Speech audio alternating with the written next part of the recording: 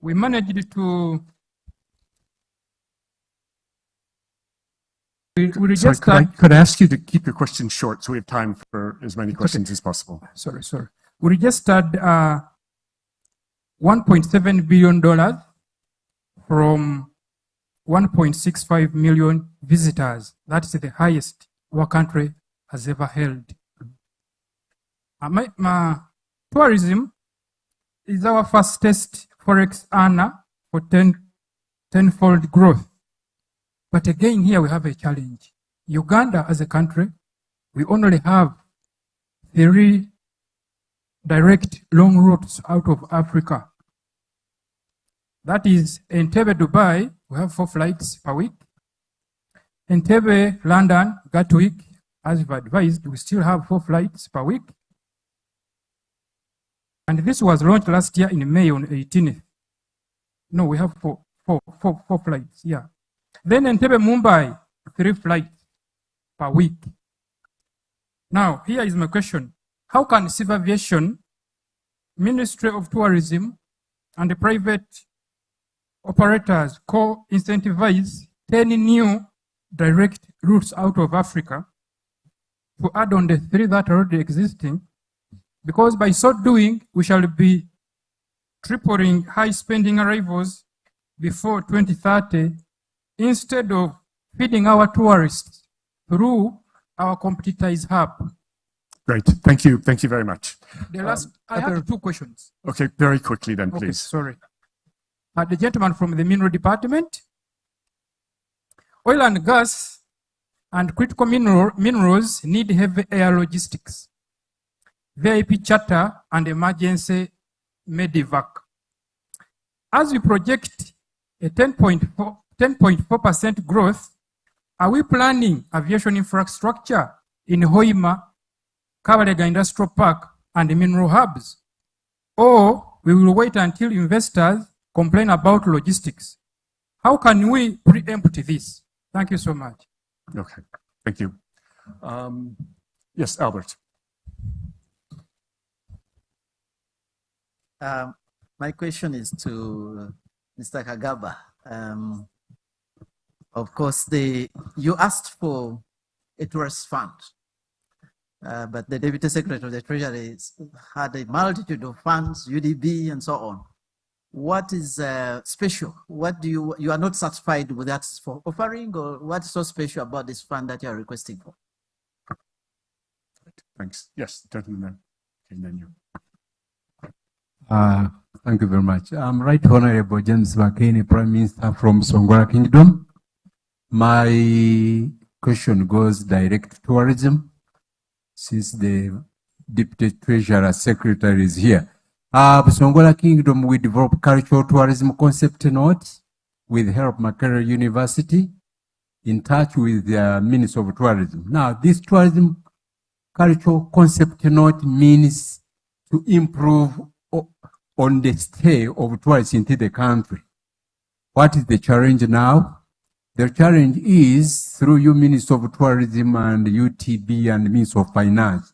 Is it possible to get a reasonable funding for the cultural tourism concept without this cultural institution we have in Uganda to improve on that concept so that we increase on tourism stay in the country? Thank you very much. Thank you. Yes, please. Thank you very much, Dr. Jonathan, for moderating the session, and for all the panelists for their contributions. My name is Doreen Rubasimbira from the Bank of Uganda. I have a question and a comment. The question is on the cost of financing. I know that you have expressed interest to move to single digit. It's a work in progress. And also the Deputy Secretary of the Treasury has informed us of the different models of financing that are available.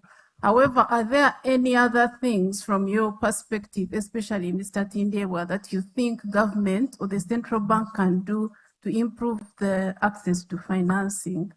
And then the other point is on the issue of, it was mentioned by Mr. Simwe, that there is need, that one of the challenges is the lack of information, clear information. So I'd like to draw the forum to a platform that pulls together resources, different resources on government opportunities that are available for the private sector, on productivity, on financing, on skilling, all in one place. It's a digital platform called Greater Worker Uganda. So that's one of the avenues where you can get all this information on what we've been talking about in one place. Thank you. Great. Gentleman behind, yeah.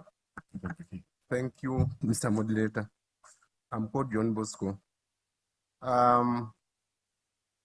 First of all, would like to appreciate all the presenters for the effort they have put in. My question can be answered by two people, the tourism guy and the agro-industrialization guy.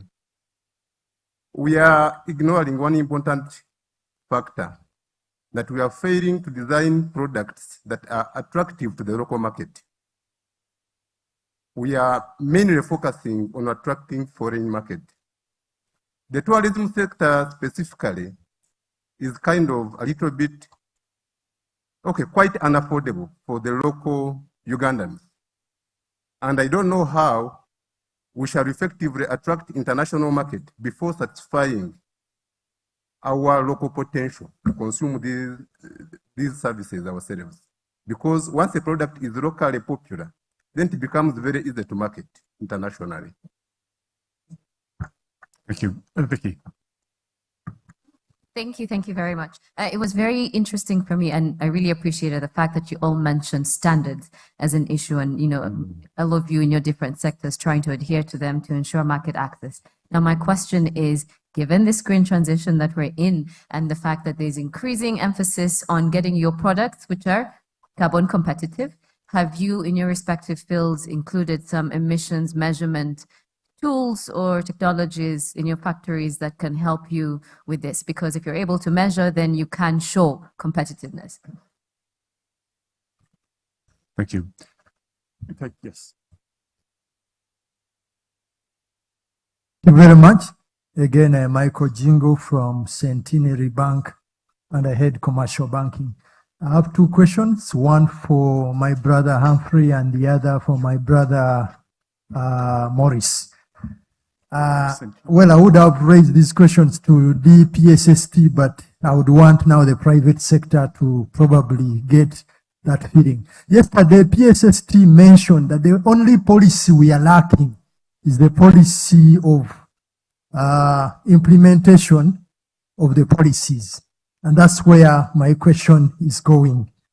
How can government make the ATM's policy more execution driven with clear sector targets, accountable institutions that are reporting as such, measurable private sector outcomes, rather than having policies that do not translate into investment and productivity? That will go to my brother Humphrey. The second question is in regard to government. Government is the biggest spender in this economy. And with that muscle, I'm raising a question regarding making markets for the ATMs. How can government use its muscle in procurement, infrastructure, and investment programs to create predictable markets for Ugandan businesses and give the private sector the confidence to invest and scale? Thank you very much. Thank you.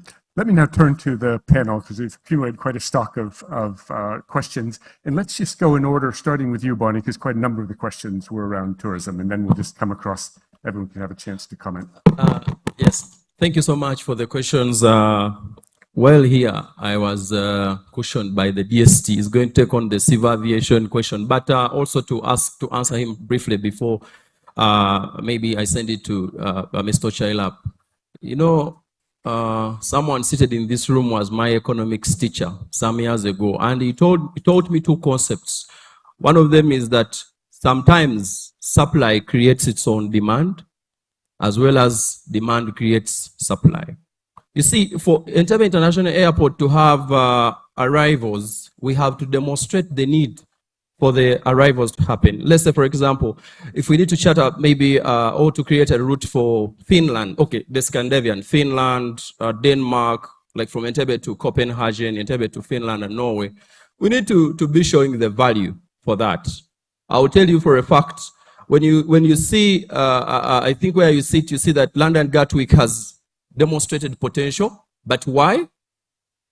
Why? Because we have a lot to offer, and that's now the supply now. So the demand is going actually to come. For you go ahead with the Minister of Finance and put their flight to international high-spending destinations like New York. But also, before we spend that money to create that kind of route, let's market.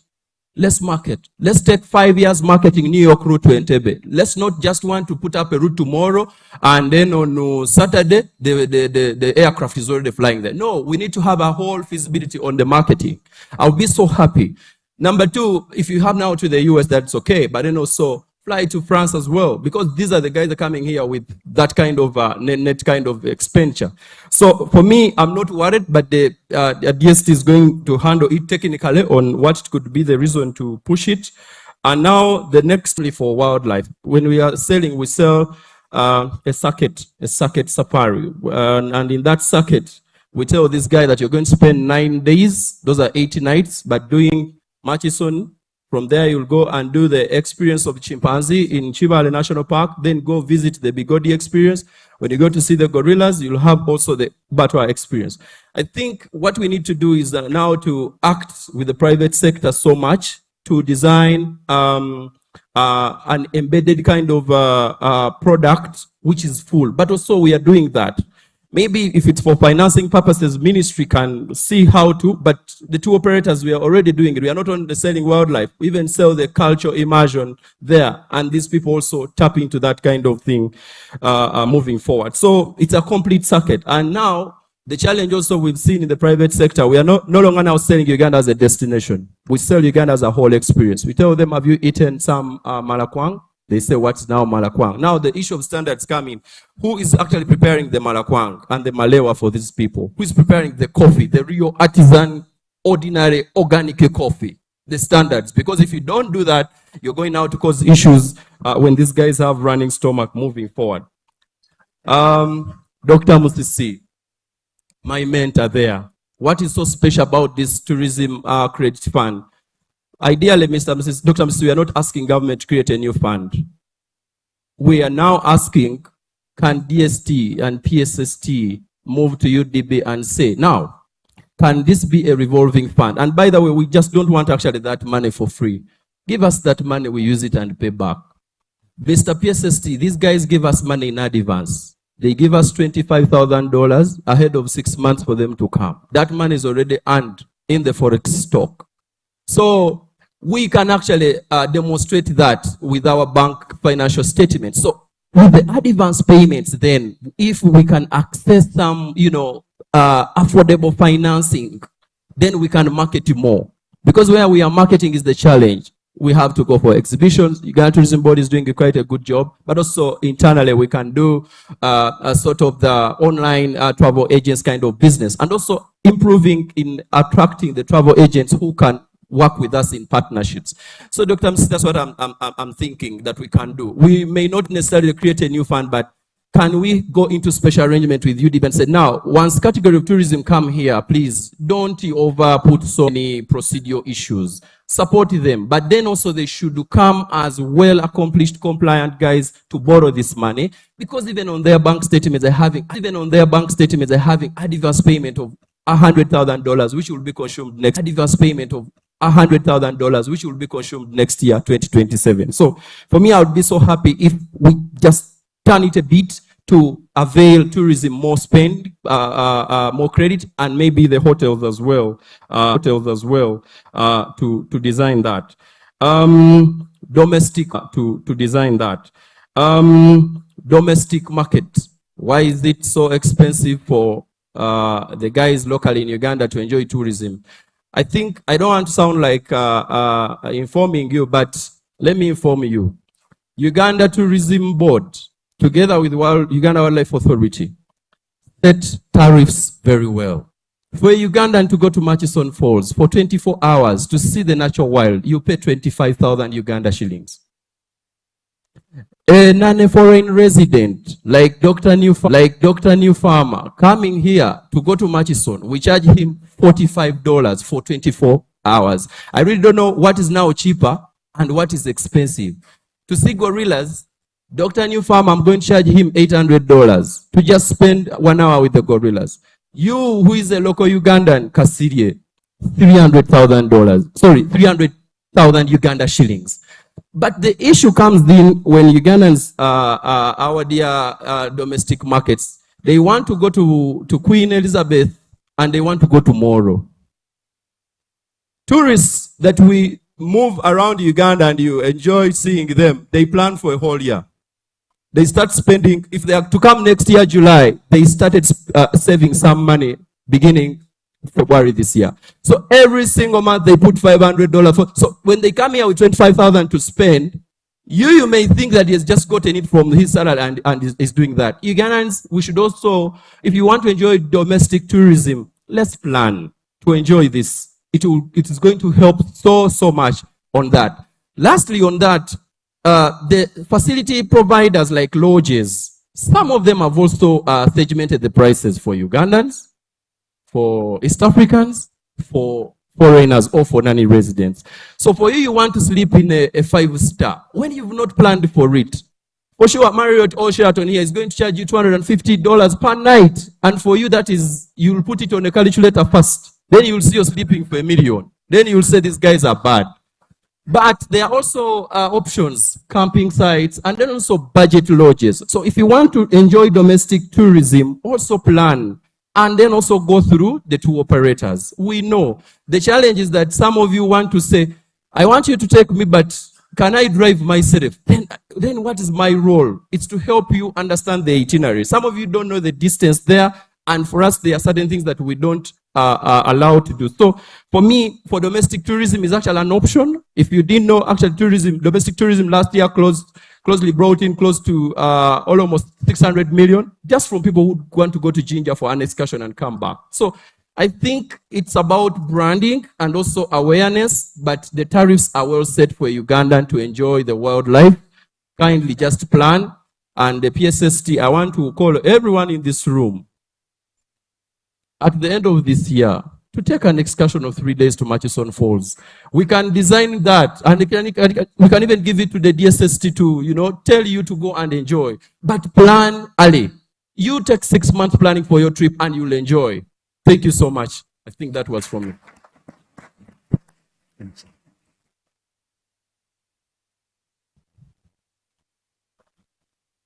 Answering civil aviation issue. Number one, yes, I think Bonnie mentioned it. I think Bonnie is a very good student who is a practitioner now. He met me twice and then was, I think, looking for the award for that one, and then the rest is history. Now, the civil aviation, we are doing 3 things. One, first of all, there was a problem of management. That one sorted out. Because some of these scheduling of flights and so on and so forth was purely a management issue, but I think we've overcome that one now. 2, we are aware we have expanded the fleet, and that expansion is informed by the economics of which type of aircrafts, destinations where we're expanding, and so on and so forth. We cannot do everything overnight.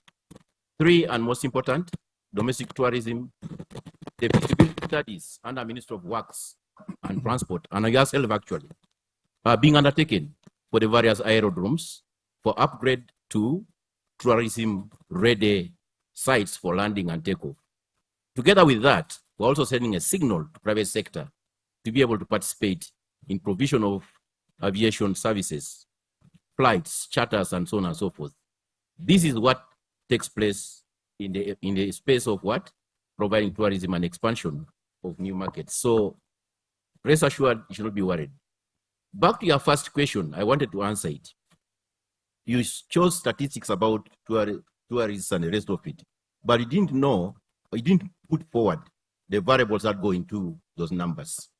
Neither did you put in place the variables that normally taken into account with respect to revenue earnings. You didn't mention that, and so on and so forth. So next time you come to cover the statistics properly, besides the numbers, how many aircraft does the Kenya Airways have compared to Uganda Airlines?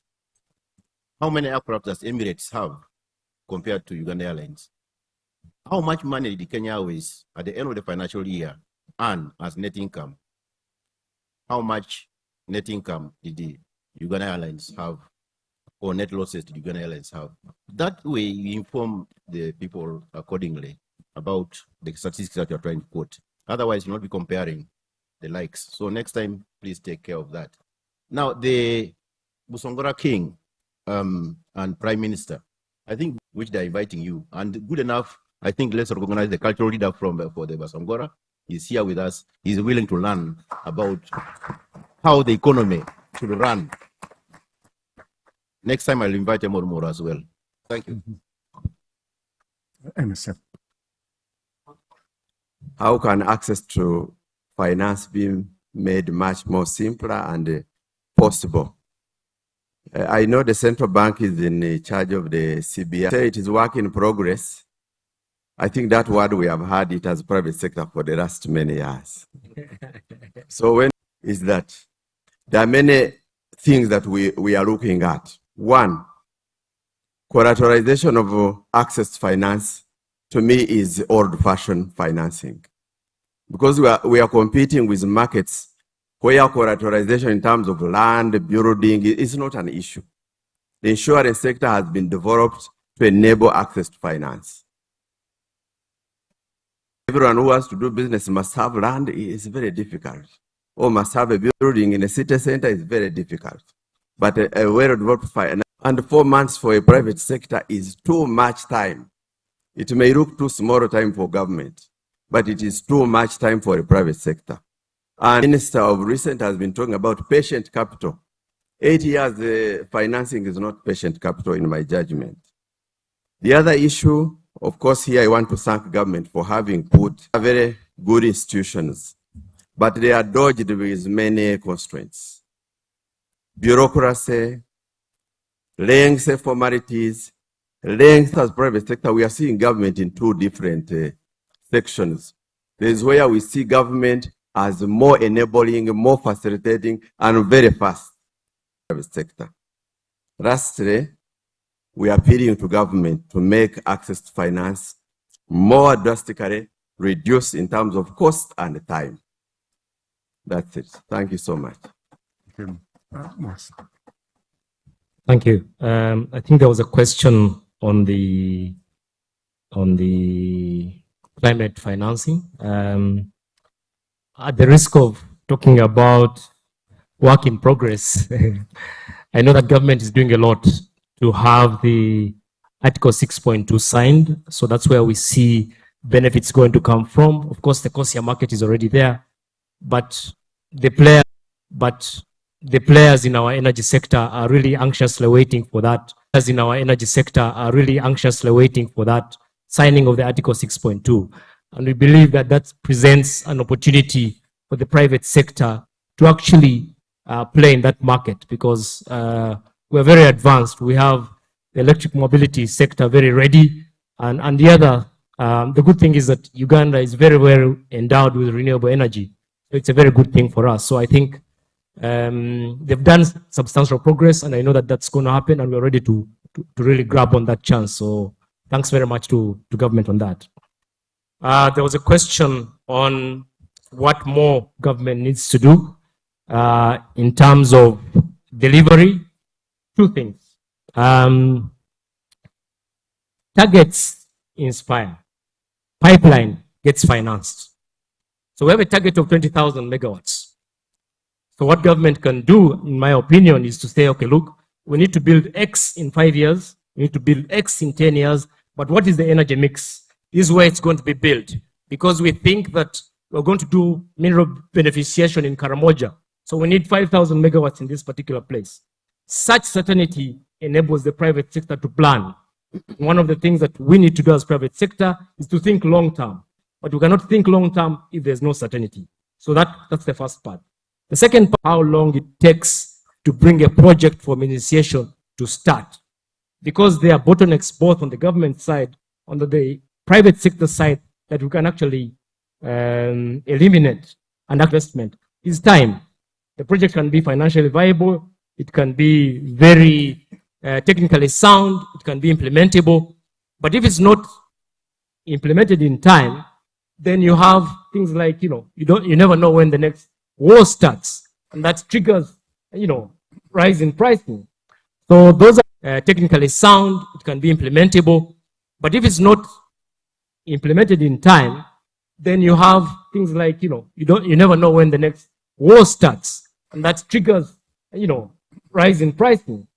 So those are things that we need to be able to think about.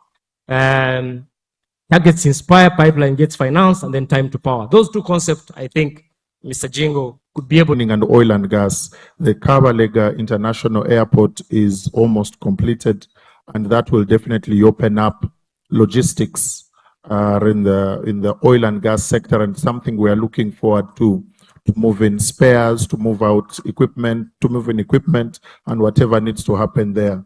We are hoping and praying that on the mining side of things, because we've just completed the area geomagnetic mapping of the entire country, and probably one area in this country that is heavily endowed with minerals is the Karamoja area. Next enclave for an airport or something like that would be that area when it comes to mining. That would be something worth. Join me for the appreciating the excellent contributions of all of the panel.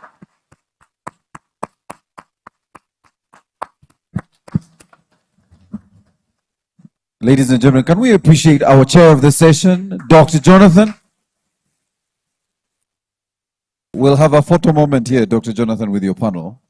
As culture is at the Growth Forum, and thanks to Dr. Albert, we must do these things because it's part of the accountability. In his report to the PSST, I held the Growth Forum, and these are the different speakers we had.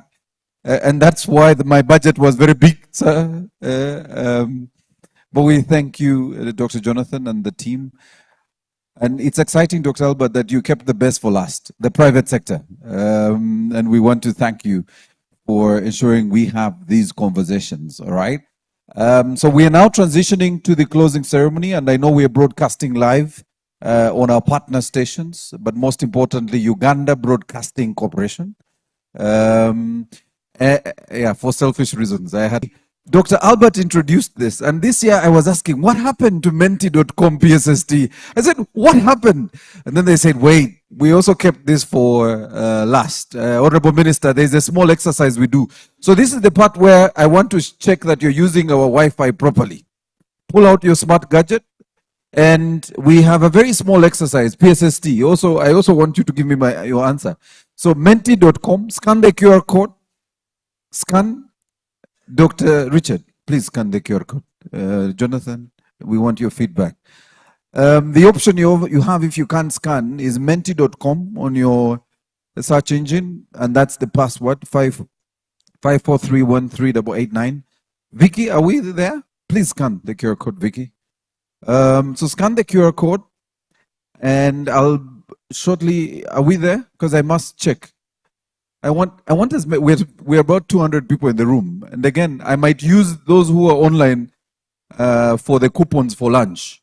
So if you do not scan the QR code, I don't give you my coupon for lunch. There's nothing like free lunch, my friends. There's nothing like free lunch. All right. I see that. Wow, mind-boggling. More mind. I see. I haven't asked the question. Why are you commenting? Yeah. All right. Let's go to the question. So what's the question we're asking? There you go. What must government prioritize to grow our economy tenfold in today's fast-changing global economy? Please don't write a whole full scope. Just say something short so it can pop up. Tourism, clearly tourism. That's a gava. That must be. Enforcing implementation, markets. Money must come. Yeah, how? But how? Private sector, energy infrastructure, PSST. I've done the homework here. Implementation keeps popping up. And the reason you have some in bold is because that's what everyone is posting. So if exports, For those of you who haven't been part of our 10-year journey, Dr. Albert started this really cool thing. He makes us do his homework for him. And so the reason some are larger than the others is because that's what everyone is putting up. So at the moment, and again, we were talking about AI yesterday, Wani. Yeah, this is, how AI is picking up. So the bigger it's because everyone is saying the same thing. Enforcing implementation, tourism keeps standing out, infrastructure, implementation. Oh, by the way, tourism, as we talk about tenfold growth, tourism needs 25% growth. As everyone is growing by 10, the average, tourism has been asked to grow 25-fold in the 14 years. So that's why tourism I see is popping up here. E-mobility, PSST, your money you're giving to Kira Motors, it is showing up also here. Mining, yes, I think that is, that must be Humphrey. Is over posting, mining. Yes, we must end corruption. I totally agree. Yes. And I think OWC shared a very nice note. I'll pass it on to the PSST. Brigadier General wrote to me a question. He never found time to ask. He said, Brigadier General John Baptist Mulindwa is here from OWC. He's the Director of Value Addition. He mentioned that all this we are discussing will not work unless we eliminate corruption. Possibly total annihilation is what he called it. Brigadier General, your Ame language is very difficult. But so how many comments do we have? Menti, how many have submitted? I need to check. 95 of 132. So what happened to the other 40? Now we have, okay, 134. What happened to the others who logged in? You're still thinking about your comment?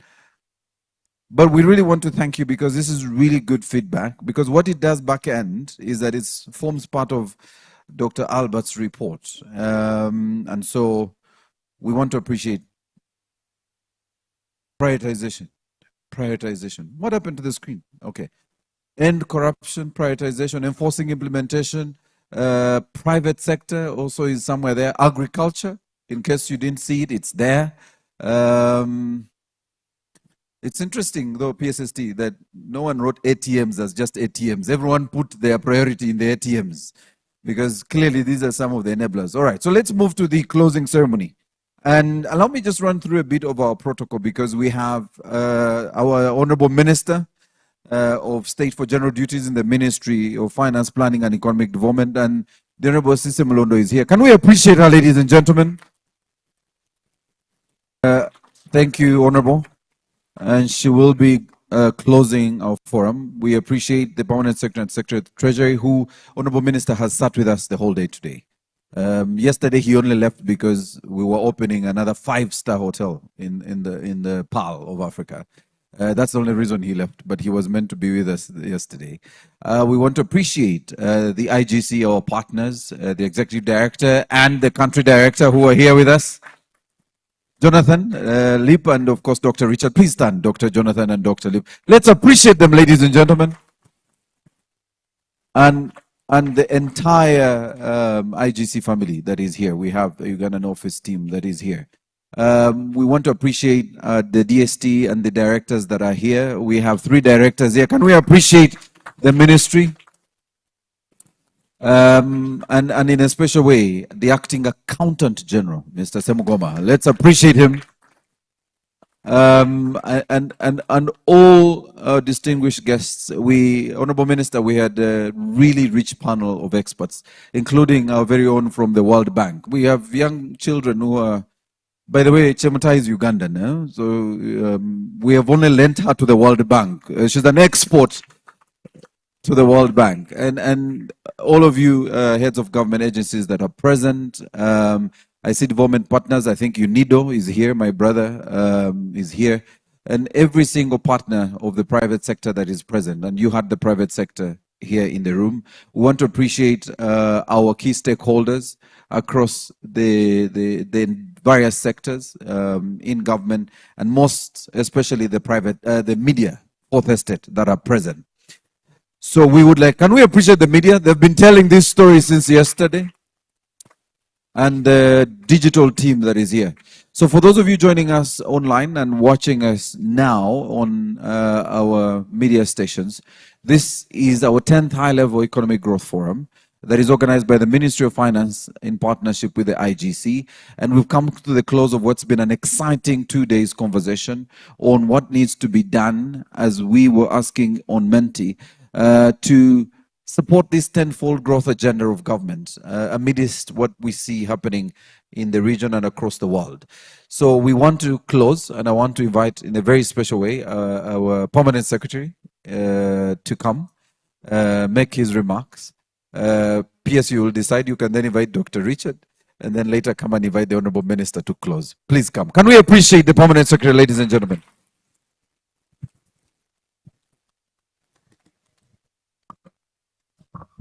Thank you very much. Honorable Minister of State for General Duties, and of course our partners, our Treasury partners of 10 years. I would like, I think, to first get Dr. Newfarmer, or I don't know, between the two of you, who would want to say something. Jonathan, you come and you say something, then I will come and make a few commitments, and then I invite the Honorable Minister to close. And all we should do it in about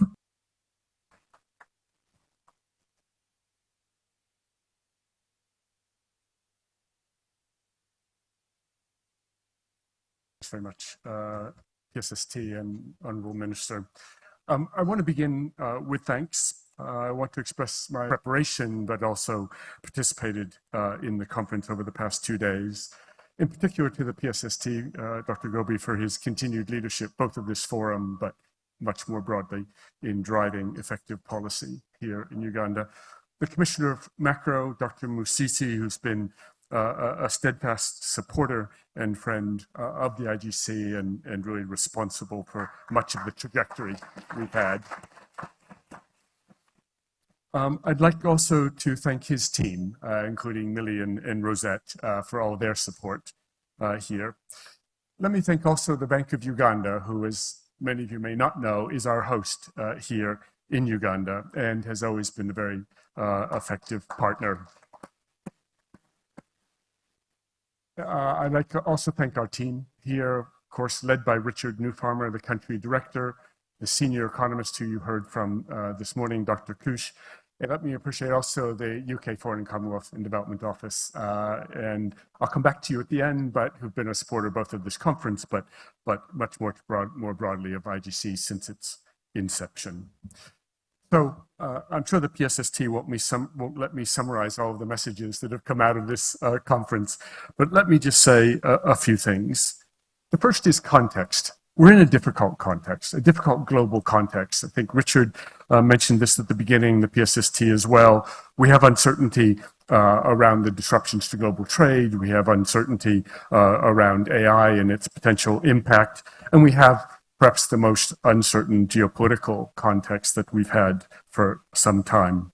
So it can't be in that local context, in that international context, but in the local context, well, it cannot be business as usual, which means it cannot be policy as usual.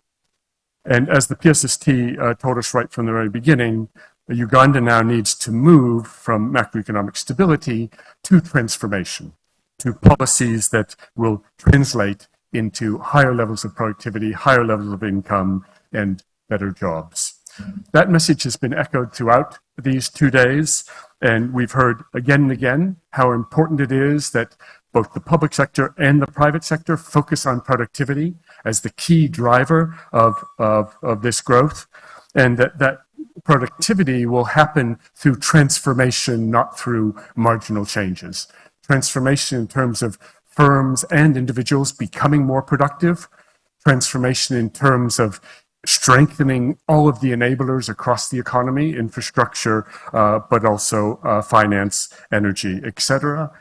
And transformation in the sense of people moving between sectors, people moving from unproductive jobs into more productive jobs. And as we heard in the keynote today, The real challenge is at the level of firms. Firms will be the driver of this, and the picture is a complicated picture with different types of firms that require different approaches in terms of finance, in terms of regulation, in terms of other forms of support, but we can't lose sight of the core role of firms in driving this tenfold growth. Trade will be essential to that because trade is what will enable Uganda to achieve a greater market size than will ever be possible through its domestic market. So we need to continue to drive down trade costs and drive up access and drive up translating access into real entry of firms. We've heard about how finance is critical, both in the public finances and on the private side. In the public finances, there's a huge challenge to raise the level of taxation. And we had very useful and concrete steps from Mr. Mukunda about the way in which the tax base can be systematically broadened, starting from where we are, not starting from where we'd like to be. And then Dr. Kush also reminded us this morning of the need to manage public investment effectively. And finally, we've heard about AI and its potentially transformative potential, but also the risks that Uganda falls behind by not acting soon enough to begin to adopt these technologies. And that's not only in the private sector. Many of the quick wins are also available in the public sector. And we've seen increasing examples across Africa in some of our programs where, for example, in Zambia, we've worked very effectively with the government on building internal capabilities to use AI. And those are immediately available. So forget about agentic AI, forget about where the frontier is.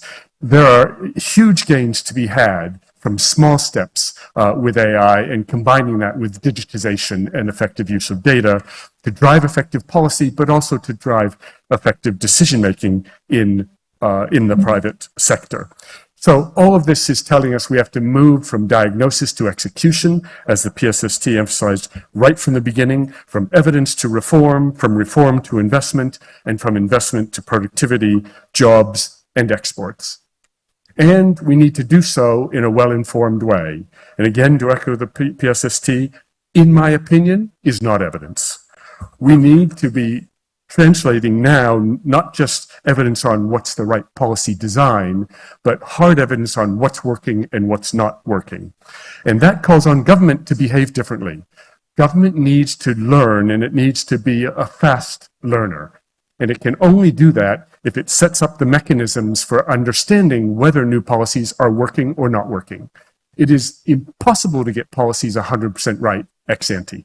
So the key to good policy is policy evaluation and assessment and learning, and ideally fast learning. In closing, the tenfold growth strategy is deliberately ambitious. Achieving it will require much more than business as usual and much more than policy as usual. It will require more productive firms, larger markets, higher domestic revenues, better forms of finance, faster adoption of technology, and a government capable not just of implementing policy, but of learning from implementation. And as we were reminded at the very beginning of this forum, tenfold growth is not simply the responsibility of government. Government must create the enabling environment, but firms must invest, must innovate, must compete, and must grow, and all of us have a role to play. For IGC, our commitment is to continue bringing rigorous evidence into that process, not simply to help identify what Uganda should do, but to work with our partners to understand what is working and what's not working, and how policy can continue to improve. Tenfold growth will not come from having all the answers today, but it will come from building the firms, institutions, partnerships that allow Uganda to keep learning and to turn that learning into action. Thank you.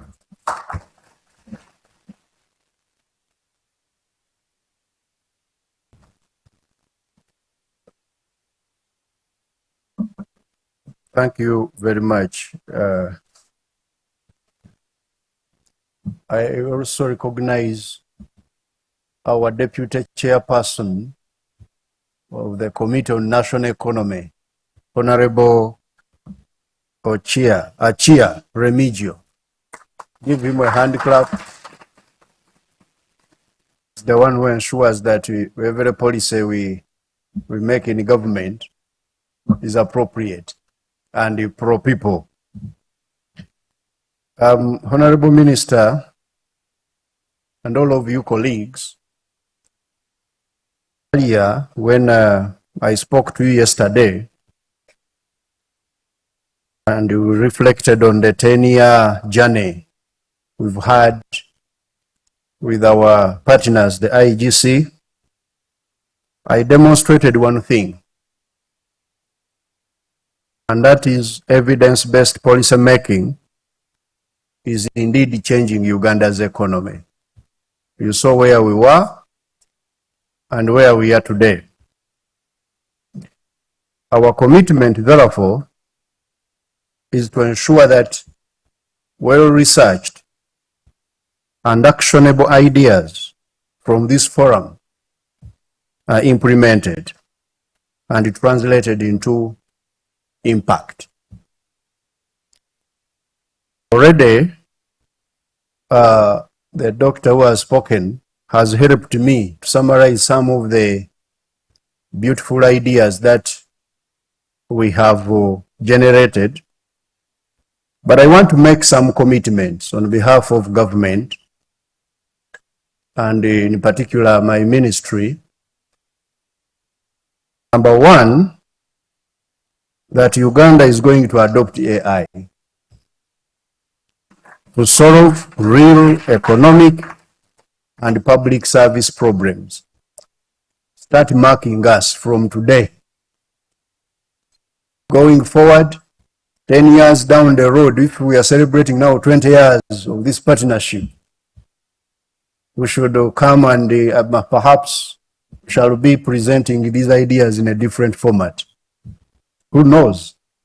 We shall be asking the zonks to do certain things. Don't ask me who are zonks. I also don't know, but perhaps that's where the future is going. But also, we must note that for us to get the AI to work and all these things that we have had, we must get the fundamentals right, as we had. Reliable electricity must be supplied. Affordable internet should reach much of the country. We may not reach everybody, but at least much of the country. Skills must skill ourselves. Data and institutions, we are committing to working on those fundamentals, to continuing as we have been doing to strengthen them. The second key commitment is on green compliance. This must be an area of competitive advantage. I think that's what we had, not just regulatory burden, that we are fulfilling a burden by the financials. That's why we should adhere to the green requirements, how to green our economy. So we shall use the green compliance to strengthen exports, to attract investments, and advance our tenfold growth strategy. While I was away, I was also briefed very ably that there was a good conversation on industrial policy. And those who know me a little bit, you know, when I hear industrial policy, what happens to my heart? It starts pumping faster. I want to commit that we are going to support further transformation of Ugandan economy using industrial policy. But as we do this, we shall continue to support the winners, to scale, not to protect the losers. We have never actually intended to do so. Losers should die. Winners should be supported. We shall look beyond large farms, but also manufacturing.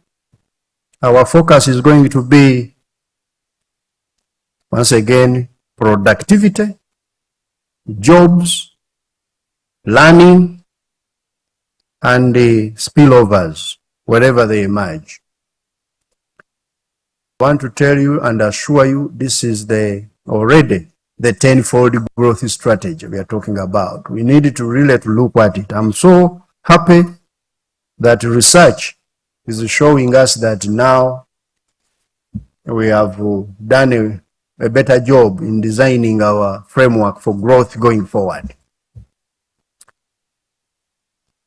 The other commitment is on the export discipline. Export discipline. Our growth agenda is going to be growth-led. I mean export-led and very well diversified. We are continuing to ensure that we produce products for markets beyond Uganda. That export discipline is key. I emphasized it yesterday, I will emphasize it again, and the good thing, the researchers also told you that. But in this we shall begin, of course, supporting the farms to ensure that they start with our regional markets. Because you know, even in a football, I support football a lot. You don't start by going to the Premier League. You start in the lower.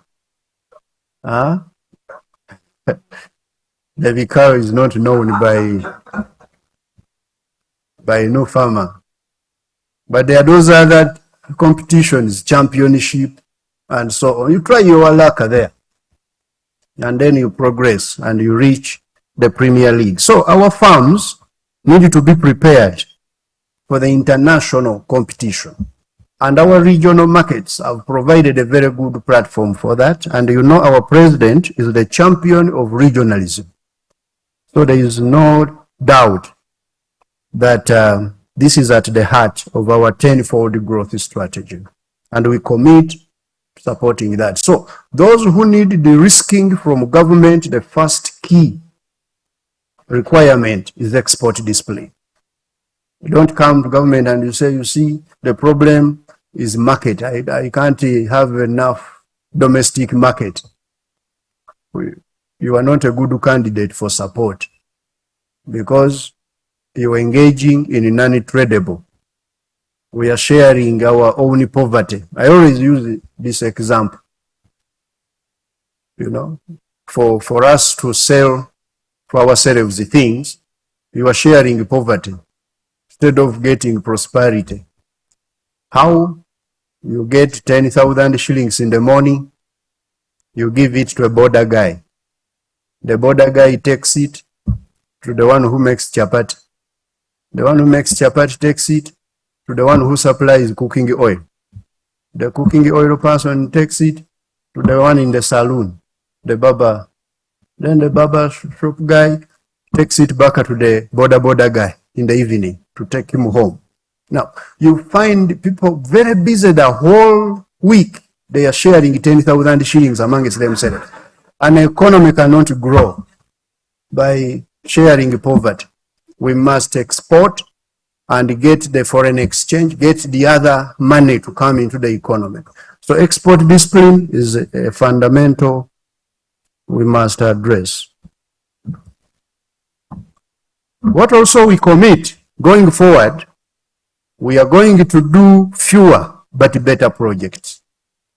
Okay? Projects which are well prepared, fully funded, executed on time, and able to deliver the returns promised at appraisal. We have already started the reforms to enforce this discipline, as we have continuously told you, and in the budget strategy for next year we are bringing, we shall demonstrate to you how we are going to do this differently. We are also going to finance our growth sustainably going forward.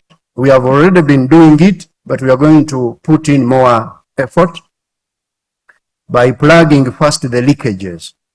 I think it was Julius who was saying, don't look far, start with what is available. We already have a lot of money in Uganda, but how are we using it is key. So we shall plug those leakages, mobilize more domestic resources first, and then diversify into the cheaper and innovative capital. We also commit, we are going to stop treating private sector as a homogeneous item. We have already been very good at this. I don't know, we thought we have already been so good, but today I've learned a few things. You know, in Uganda we have almost a wealth fund now for everybody, including this man who was saying, for us, you have left us out. We have so many wealth funds. So we are not treating the private sector homogeneously. But I've learned also today from research that financing firms alone does not automatically create the net jobs. It doesn't create what we want to do. What matters is actually markets. What matters is markets. I've learned that from the professor here. Therefore, we are going to build a segmented financing system, but also helping the productive firms to ensure that they go ahead to scale and access larger markets. I've told you, starting with our regional markets. Moving from market access to market penetration. We have been, how do we support these firms to actually penetrate these markets within the region first? The EAC, the COMESA, and Africa Free Continental Trade Area, before we think of taking them to where big guys play, the Premiership, where they play in Europe, in America, and everywhere. We have learned these lessons, among others. To cut the long story short, therefore, the lessons reinforce what we committed to in our 10-fold growth strategy. Doing things differently, investing in new sources of growth, taking advantage of the emerging opportunities, but also taking advantage of the emerging markets. That's what our 10-fold growth committed. What's the key message from the forum which we have had, which I'm taking? The evidence is increasingly clear. Our job now is execution. I have no doubt now that we are doing the right thing in terms of policy making. Our main task now as government and the private sector and all partners is to do what the conversations here have asked us to do, to ensure that we act on it. With those remarks, I thank you very much, IGC, for the support you have given us in this 10th forum, but also over the 10 years. We have been working together. Let's continue this partnership. This is a beautiful marriage, no issues. We need to carry it forward. I also want to thank you, my team at the Ministry of Finance, Planning and Economic Development. I usually call it Team Finance, for the fantastic job that you continue doing. Your pocket of effectiveness. Please continue with this work. all of you, from my DST here, the deputy, to the entire team, as you can see it. The accountant general is here, the director Maris is here, Director Kagwa there, the commissioner in charge of these conversations, Commissioner Macro, usually tells us no on everything except economic growth forum. There he says yes. So, and then the entire team, you're a fantastic team, doing a good job. But also to our ministers for the policy and the political guidance that they keep giving us. With those remarks, I take the singular honor to invite the Honorable Minister of State for General Duties to come and close this forum officially. Honorable C.C. Mlondo.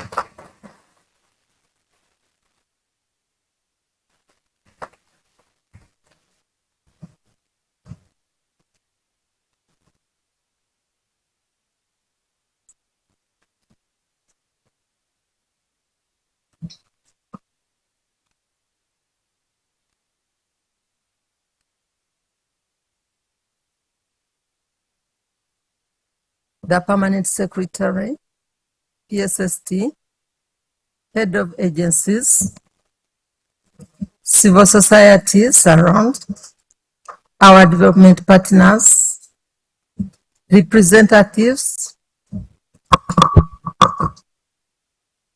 of the private sector, distinguished guests, ladies and gentlemen.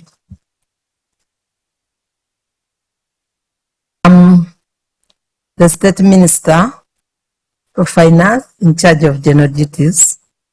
My name is C.C. Mlondo. It is an honor to preside over the closing of the 10th High-Level Economic Growth Forum here at Sheraton Hotel, Kampala. For 2 days, we have engaged robustly on one question: how to deliver tenfold growth and transform the lives of our people in Uganda.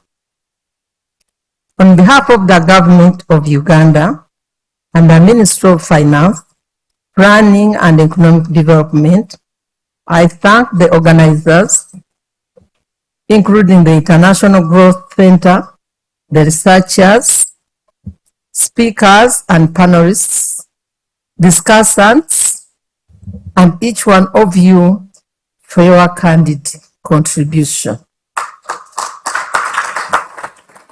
Your ideas, data, and challenges have made this forum practical and not just theoretical. Thank you so much.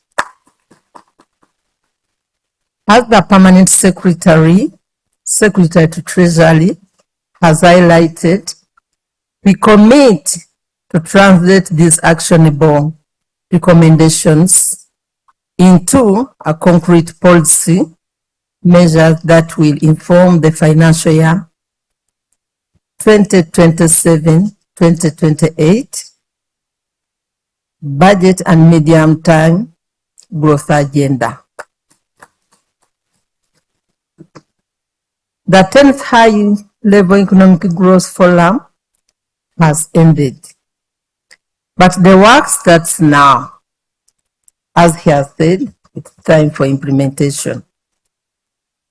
As our president said, the head of the state, that this is Chisanja, no more sleep. Let us leave this room with a sense of urgency that something has to be done if we are to achieve this growth. Uganda has the resources, the people, and the plan. What we need is discipline in implementation, as it has been all around in these discussions. I therefore declare the 10th High Level Economic Growth Forum officially closed.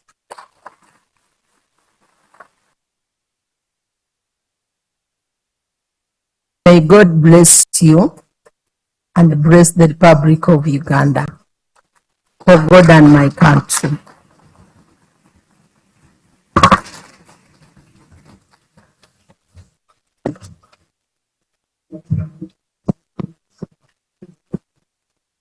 I had requested the minister to stay so that the PSST, Dr. Jonathan and Dr. Richard can join her with Dr. Albert for this first photo before I invite the next set of people. So, Dr. Albert, can we appreciate the Honorable Minister, ladies and gentlemen?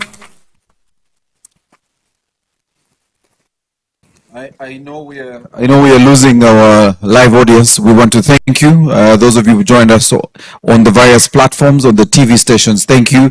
This was the 10th High Level Economic Growth Forum, formally closed by the Honorable Minister.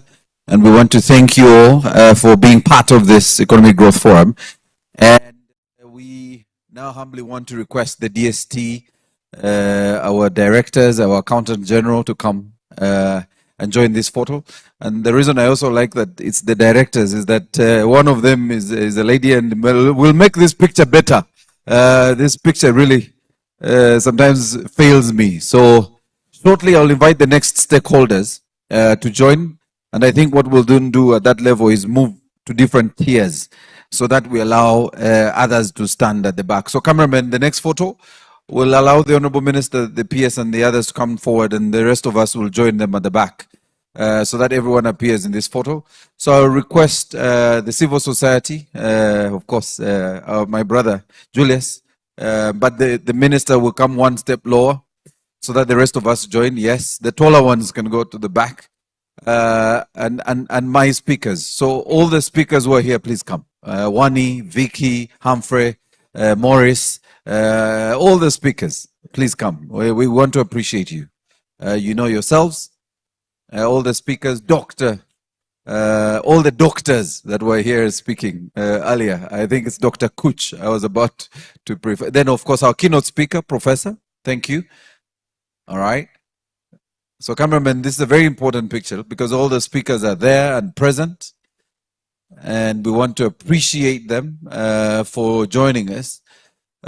Please do not go anywhere. Lunch is served shortly. We'll invite you to lunch, but I'll ask the team to handle my VIPs. So we'll allow for the VIPs to move out first.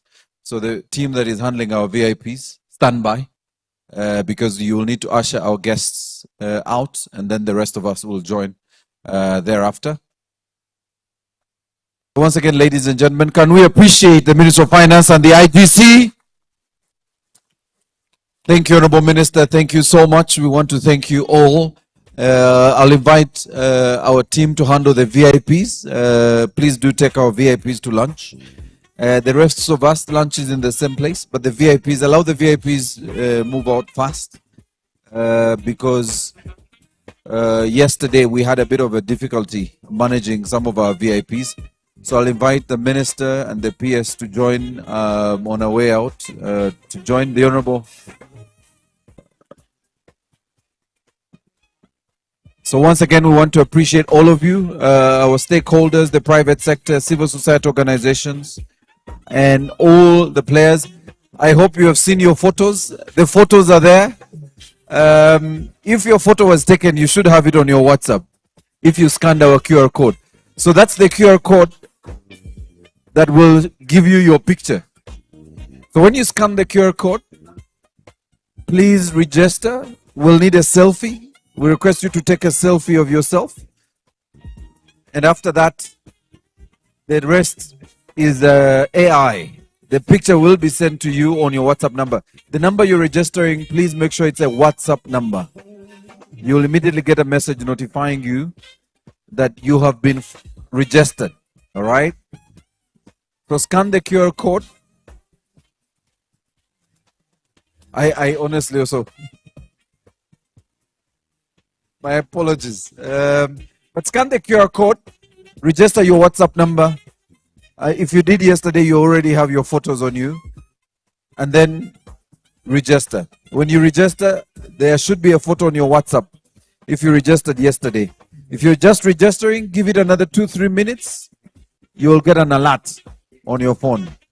All right? But it needs your facial ID. So we want you to take a selfie, preferably in a place with a bit of light. All right? And then AI will do the magic by sharing you a picture that has your face in it. In fact, even if the picture you're in a distant background, you will be able to get one. And those of you who scan this QR code, your pictures already are on your WhatsApp number. Just check. There should be something from PhotoMagic. All right. The team handling our VIPs, please take our VIPs. The Honorable Minister and the directors, please make your way.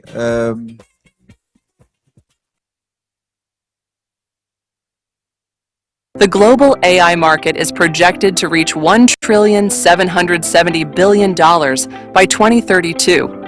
Do you have the skills needed to seize this opportunity?